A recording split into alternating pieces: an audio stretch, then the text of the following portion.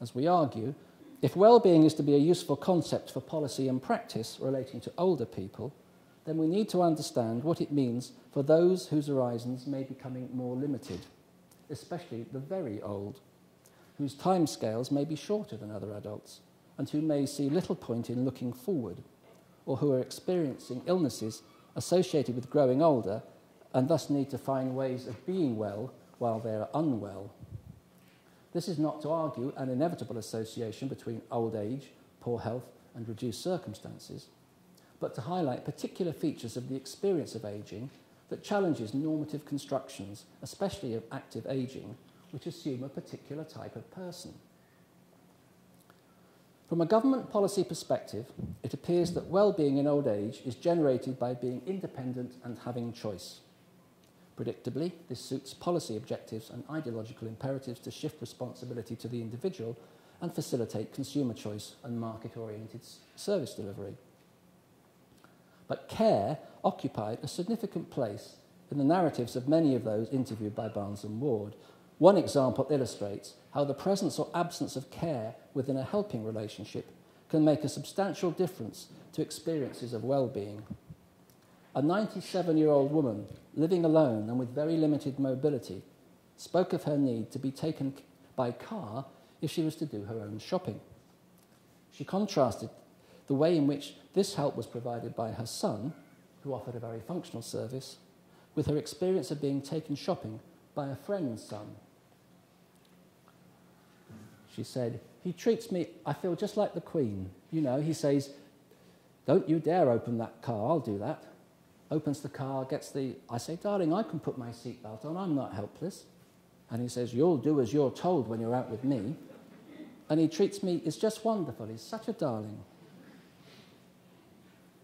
Now, some would suggest that the way this man treats her denies her autonomy, leaves her out of control.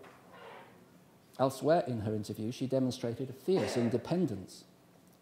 But in this context, where going shopping is about the only time she gets out of her flat, her friend's treatment of her transforms a functional activity into an experience of being cared for and made to feel special. We suggest that this may be an example of the positive dependency that contributes to, rather than detracts from, welfare. So, to sum up, well-being is about far more than happiness. It is about the quality of private relationships we have with those close to us, but also with more distant others.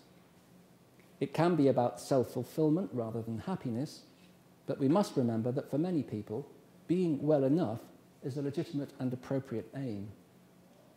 Perhaps most of all, well-being is dependent upon a sense of security, which for many necessitates the use of services provided by the welfare state. Welfare is not the enemy, but often the precondition of well-being. As I suggested at the start of this lecture, introducing policies whose outcome is greater inequality will not lead to improved well-being. Attempts to slash the welfare state will not make us happier.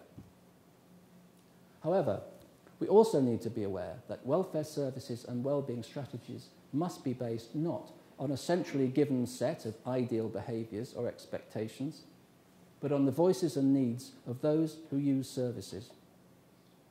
Public policy for welfare and well-being needs to understand that individuals cannot be made responsible for all the broader socio-economic conditions that they encounter.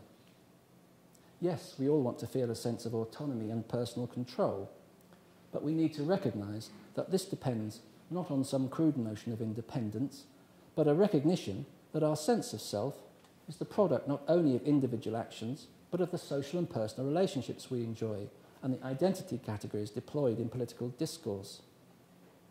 I believe it remains one of the responsibilities of states to create the circumstances in which both individual and collective well-being can be achieved. There is also a responsibility, though, to base policy on the needs of those who use services and to avoid the negative stereotypes found in much contemporary political ideology. And finally, whilst I've been critical of responsibilisation, I do nevertheless take responsibility for my own personal and professorial well-being. And I'm sure you'll be pleased to know that I no longer drink whiskey or travel on the roofs of trains. Thank you.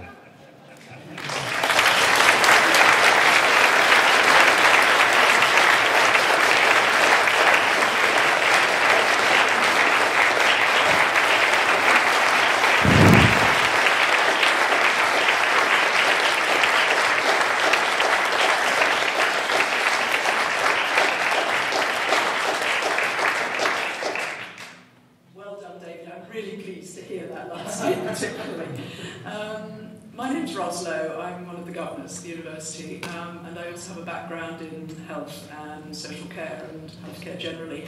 So, on behalf of the governing body, I would like to congratulate you, David, on that absolutely superb presentation.